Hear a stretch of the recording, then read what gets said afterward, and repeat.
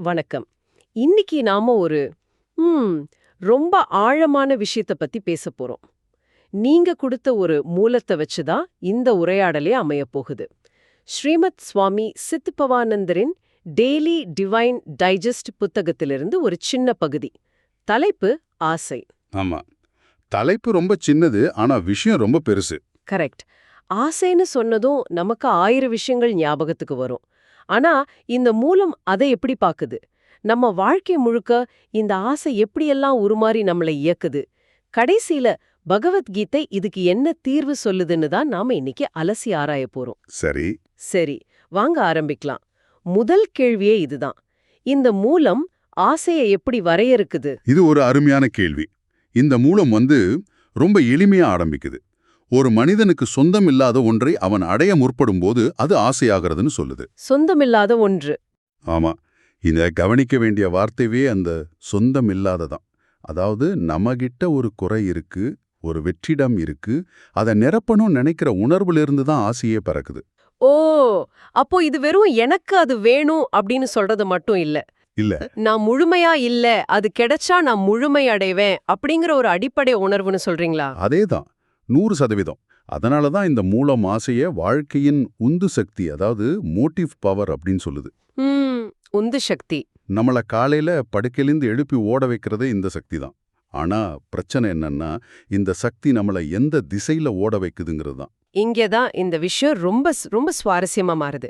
இந்த மூலம் நம்ம வாழ்க்கையோட ஒவ்வொரு கட்டத்திலயும் இந்த ஆசை எப்படி ட்ரெஸ் மாத்திக்கிட்டு புதுசா வருதுன்னு ஒரு லிஸ்ட் போடுது. ஆமா. இத படிக்கும்போது நம்மளோட பயோகிராஃபிய படிக்கிற மாதிரியே இருக்கு இல்லையா? நிச்சயமா. நம்ம எல்லாருக்குமே இது பொருந்தும். குழந்த பருவத்துல பொம்மை மேல ஆசை. அதுக்கப்புறம் கொஞ்சம் வளர்ந்ததும் விளையாட்டுகள் மேல ஆசை. அப்புறம் டீனேஜ்ல அலங்காரம், அழகா தெரியணுங்கிற ஆசை. ம், வாலிப வயசுல ஒரு துணைய தேடுற ஆசை. குடும்பம்னு ஆனதும் சொத்து சேர்க்கணும், உடைமைகளை வாங்கணுங்கிற ஆசை. கடைசியா வயசான காலத்துல இந்த வாழ்க்கையை எப்படியாவது பாதுகாத்துக்கணுங்கிற ஆசை. இந்த லிஸ்ட பாக்கும்போது உங்க மனசுல என்ன ஓடுது? இது வெறும் ஒரு லிஸ்ட் இல்ல. என்ன பொறுத்த வரைக்கும் இது மனிதனின் மன வளர்ச்சியோட ஒரு வரைபடம். ஒரு மேப் மாதிரி. ஆமா, ஒரு மேப். இதுல ஒரு பேட்டர்ன் இருக்கு, கவனிச்சிங்களா? முதல்ல ஆசை ரொம்ப வெளியே இருக்கு, பொம்மை மாதிரி புறப்பொருட்கள் மேல. சரி. அப்புறம் கொஞ்சம் உள்ள வருது, விளையாட்டு மாதிரி அனுபவங்கள் மேல. அதுக்கப்புறம் இன்னும் கொஞ்சம் ஆழமா போய் மத்தவங்க நம்மளை எப்படி பார்க்கறாங்கங்கிற சமூக அங்கீகாரம், அதாவது அலங்காரம், அது மேல திரும்புது. ஆமா. அதுக்கப்புறம் அது உயிரியல் தேவைகள். அதாவது இணை சேருதல், அப்புறம் பாதுகாப்புக்கான தேவைகள், உடைமைகள். கடைசில நம்மளோட இருப்புக்கே, எக்ஸிஸ்டன்ஸுக்கே திரும்புது. கரெக்ட். கவலம் கொஞ்சம் கொஞ்சமா வெளியே இருந்து நம்மள நோக்கி திரும்புது. மிக சரியா சொன்னீங்க. இதுல இன்னொரு ஆச்சரியமான விஷயம் என்னன்னா, ஒவ்வொரு ஸ்டேஜ்லயும் அதுக்கு முந்திய ஆசை எவ்வளோ அர்த்தம் இல்லாம தான் ஆகிடுதுன்னு பாருங்க.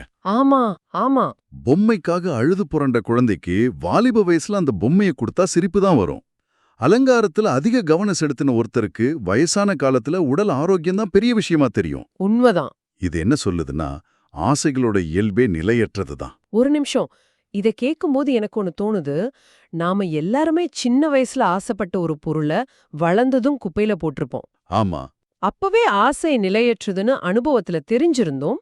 நாம ஏன் விடாம அடுத்தடுத்த ஆசைகளுக்கு பின்னாடி ஓடிக்கிட்டே இருக்கோம்? இது ஒரு முடிவே இல்லாத சுழற்சி மாதிரி இல்லையா? அருமையான கேள்வி. உளவியல் ரீதியா பார்த்தா, நாம அடைய விரும்புற ஒவ்வொரு பொருளும் நாம தேடுற ஒரு உணர்வோட குறியீடு தான், சிம்பல். ஓகே. குழந்தை பொம்மைய விரும்பல, அது தர்ற சந்தோஷத்தை விரும்புது. இளைஞன் அலங்காரத்தை விரும்பல, அது தர்ற அங்கீகாரத்தை விரும்புறான். வயதானவர் சொத்தை விரும்பல, அது தர பாதுகாப்ப விரும்புறார். புரியுது. நாம பொருளை துரத்துறதா நினைச்சுக்கிட்டு உண்மையில ஒரு உணர்வை துரத்திக்கிட்டு இருக்கோம். இந்த மூலம் சொல்ற வாழ்க்கையின் சிக்கலான வலை இதுதான். ஒரு கண்ணிலிருந்து தப்பிச்சு இன்னொரு கண்ணில மாட்டிக்கிற மாதிரி. ஓகே. இது வரைக்கும்லாம் புரியுது. ஆசைகள் எப்படி மாறுது, அதுக்கு பின்னாடி இருக்கிற உளவியல் என்னன்னு புரிஞ்சுக்கிட்டோம். ஆனா இங்க தான் எனக்கு ஒரு பெரிய குழப்பம் வருது. சொல்லுங்க. ஒரு பக்கம் ஆசை மாறிக்கிட்டே இருக்கும்னு சொல்லிட்டு, இன்னொரு பக்கம் இந்த மூலம் மரணமின்மைக்கான ஆசை நிலையானது அப்படின்னு சொல்லுது. ம். அதே மூச்சுல பகவத்கீதையிலிருந்து ஒரு மேற்கோளையும் காட்டுது. ஒரு மனிதன் தன் இதயத்தின் எல்லா ஆசைகளையும் துறந்து தன்னிலேயே தன்னால் திருப்தி அடையும் போது அவன் ஞானத்தில் நிலைத்திருப்பதாக கூறப்படுகிறான். இது எப்படி சரி வரும்? வாங்க, இந்த முரண்பாடு மாதிரி தெரியுற விஷயத்த கொஞ்சம் பிரிச்சு பார்க்கலாம். இது முரண்பாடு இல்ல, ஒரு பாதையோட 2 முக்கியமான மைல்கற்கள். சரி. முதல்ல மரணமின்மைக்கான ஆசைனா என்னன்னு பாப்போம். இதுக்கு நேரடியான அர்த்தம் சாகாம இருக்கணுங்கிற ஆசை மட்டும் இல்ல, அது ஒரு பகுதிதான். அப்போ வேற என்ன அர்த்தம்? நாம வாழ்க்கையில பாக்குற எல்லாமே மாறிட்டே இருக்கு. நம்ம உடம்பு, நம்ம உறவுகள், நம்ம சொத்து, ஏன் நம்ம புகழ் கூட தற்காலிகமானதுதான். ஆமா. இந்த நிலையற்ற தன்மையை நம்ம ஆழ்மனசு உணருது. அதனால அது நிரந்தரமான மாறாத ஒன்னோட தன்னை இணைச்சிக்க ஏங்குது. அந்த ஆழமான ஆன்மீக ஏக்கத்தை தான் இந்த மூலம் மரணமின்மைக்கான ஆசைன்னு சொல்லுது. ஓ, அழியாத ஒன்றுடன் நான் இருக்க வேண்டும் என்ற தேடல். அதேதான், அந்த தேடல் தான் எல்லாருக்கும் பொதுவான நிலையான ஆசை. அப்போ நாம முன்னாடி பார்த்த பொம்மை, விளையாட்டு, சொத்து மாதிரியான ஆசைகள் எல்லாமே அந்த நிரந்தரமான சந்தோஷத்தை தற்காலிகமான பொருட்கள்ல தேடுற ஒரு தவறான முயற்சியா? 100க்கு 100 கரெக்டா சொன்னீங்க. நாம பட்டியலிட்ட அத்தனை ஆசைகளும் ஒரு விதத்துல அந்த முழுமையை நோக்கிய பயணத்தோட தப்பான மேப்புகள் தான். தப்பான மேப். நல்லா இருக்கு. ஒரு பொருள் கிடைச்சா அந்த சந்தோஷம் நிரந்தரமா இருக்கும்னு நினைக்கிறோம். ஆனா அது கொஞ்ச நாள்ல போயிடுது. உடனே அடுத்த பொருளை தேடி ஓடுறோம். கீதை துறக்கச் சொல்ற இதயத்தின் ஆசைகள் இந்த மாதிரி உலகியல் சார்ந்த நிலையற்ற ஆசைகளை தான் குறிக்குது. ஏன்? ஏன்னா அதுங்க ஒருபோதும் முழுமையான திருப்தியை கொடுக்காது. இதுல எனக்கு இன்னொரு கேள்வி வருது. கீதை எல்லா ஆசைகளையும் துறக்க சொல்லுது. ஆனா ஆசையே இல்லைன்னா ஒரு மனுஷனுக்கு முன்னேறணுங்கிற உந்துதல் எப்படி வரும்? ஒரு விஞ்ஞானி புதுசா உன்னை கண்டுபிடிக்க ஆசைப்படக்கூடாதா? ஒரு கலைஞர் ஒரு உன்னதமான படைப்பை உருவாக்க ஆசைப்படக்கூடாதா? இது முன்னேற்றத்துக்கு எதிரானது மாதிரி தெரியலையா? ரொம்ப ரொம்ப முக்கியமான கேள்வி அது. கீதை சொல்றது செயல் இல்லாம சோம்பேறியா இருக்க சொல்லல. இங்க நாம ஆசையோட தன்மைய பிரிக்கணும். ஓகே. சில ஆசைகள் நம்மள பந்தப்படுத்துது. அதாவது அந்த ஆசையோட முடிவுல நம்ம ஃபுத்துக்காகிடுறோம். எனக்கு அந்த பதவி கிடைச்சாதான் மரியாதை, அந்த கார் வாங்கினாதான் நான் சந்தோஷமா இருப்பேன். இதெல்லாம் பந்தப்படுத்துற ஆசைகள். இதோட விளைவு நம்ம கையில இல்ல. ஆமா, விளைவு நம்ம கையில இல்ல. அதனால இது துக்கத்தை கொடுக்கும். சரி, அப்போ விடுவிக்கிற ஆசைகள்னு கொஞ்சம் இருக்கா? இருக்கு, நிச்சயமா இருக்கு. ஒரு விஞ்ஞானி நான் இந்த உண்மையை கண்டுபிடிக்கணும்னு நினைக்கிறதும் ஒரு ஆசைதான். ஆனா அதோட நோக்கம் தனிப்பட்ட லாபம் இல்ல. உண்மையை தெரிஞ்சுக்கணுங்கிற ஆர்வம். கரெக்ட். ஒரு மருத்துவர் இந்த நோயாளியை காப்பாற்றணும்னு நினைக்கிறதும் ஆசைதான். அதோட நோக்கம் சேவை. இந்த ஆசைகள் ஒரு செயலை செய்ய தூண்டுதே தவிர அதோட பலன்ல நம்மள கட்டி போடாது. ஓ. கீதை சொல்றது பலன் மேல இருக்கிற ஆசைய விடுங்க, ஆனா கடமைய செய்யுங்கன்னு தான். இப்போ தெளிவா புரியுது. அப்போ கீதா மேற்கோளோட அடுத்த பகுதிக்கு வருவோம். தன்னிலேயே தன்னால் திருப்தி அடையும் போது. ஆமா, இது கேட்க நல்லா இருக்கு. ஆனா நடைமுறையில இதுக்கு என்ன அர்த்தம்? சும்மா எதுவுமே பண்ணாம நான் சந்தோஷமா இருக்கேன் உட்கார்ந்திருக்கிறதா? இல்லவே இல்ல. இதை இப்படி யோசிச்சு பாருங்க. ஒரு பெரிய மரம் இருக்கு, வெளியில பயங்கரமா வெயில் அடிக்குது, இல்லனா புயல் காத்தோட மழை பெய்யுது. சரி. அந்த மரம் சந்தோஷத்துக்காகவோ நிழலுக்காகவோ வெளியே ஓடாது. அது தனக்குள்ளேயே உறுதியா நிக்குது. அதோட சந்தோஷம், அதோட பலம், அதோட வேர்ல அதுக்குள்ளேயே இருக்கு. நல்ல உதாரணம்.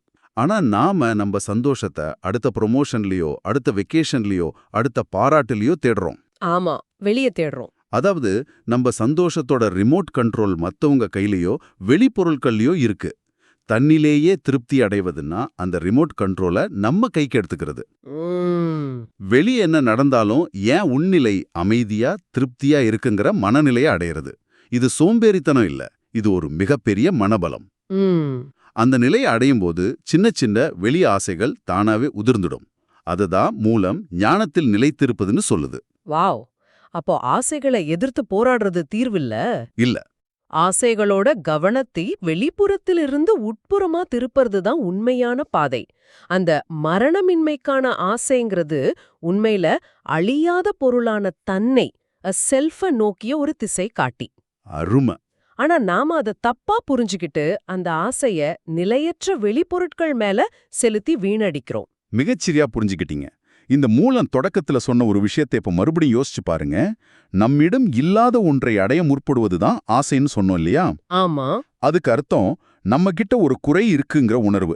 நான் முழுமையா இல்ல, அதனால எனக்கு வெளியே இருந்து ஏதோ ஒன்னு வேணும்னு நினைக்கிறோம். ஆனா கீதை சொல்ற ஞானி தனக்குள்ளேயே முழுமையா உணர்றார். அவருக்கு வெளியிருந்து எதுவும் தேவையில்லை. அதனால அவருக்கு ஆசைகள் எழ வேண்டிய அவசியமே இல்லை. அவர் தன்னிலேயே தன்னால் திருப்தி அடைகிறார். இந்த மாற்றம் நிகழும்போது வாழ்க்கையின் சிக்கலான வலையிலிருந்து அவர் விடுபடுகிறார். அப்படியானா இன்னைக்கு நாம பேசின விஷயங்களை ஒரு முறை தொகுத்து பார்க்கலாம். ஆசைங்கிறது நம்மளை இயக்குற ஒரு பெரிய இன்ஜின். ஆமா, ஒரு இன்ஜின் மாதிரி. அது நம்ம வயசுக்கும் தேவைக்கும் ஏத்த மாதிரி தன் உழுவத்தை மாத்திக்கிட்டே இருக்கு. ஆனா இந்த எல்லா மாற்றங்களுக்கும் அடியில நிரந்தரமா இருக்கணும், அழியாம இருக்கணுங்கிற ஒரு ஆழமான தேடல் ஓடிக்கிட்டே இருக்கு. ம் நிலையான தேடல். ஞானத்துக்கான பாதைங்கிறது இந்த இன்ஜின் ஆஃப் பண்றதில்ல. அதோட திசைய வெளிப்பொருட்கள்ல இருந்து திருப்பி உண்மையான நிலையான சந்தோஷத்தோட ஆதாரமான நமக்குள்ளேயே செலுத்துறது தான். இந்த மூலம் இது ரொம்ப அழகா நமக்கு உணர்த்தி இருக்கு. ஆமா. இப்போ நீங்க சிந்திச்சு பார்க்கறதுக்காக ஒரு கடைசி கேள்வி. சொல்லுங்க. இந்த மூலம் ஆசைய வாழ்க்கையின் உந்து சக்தின்னு சொல்லுது. ஆனா அதே நேரம் அதை துறக்க வேண்டும்னு சொல்றது. இதுல ஒரு ஆழமான அர்த்தம் இருக்கு. அப்போ உங்களுக்கான கேள்வி இதுதான். இந்த சக்தி வாய்ந்த இன்ஜினை நாம முற்றிலுமா அணைக்க வேண்டுமா அல்லது அதோட எரிபொருளை மாற்ற வேண்டுமா? எரிபொருளை மாற்ற வேண்டுமா?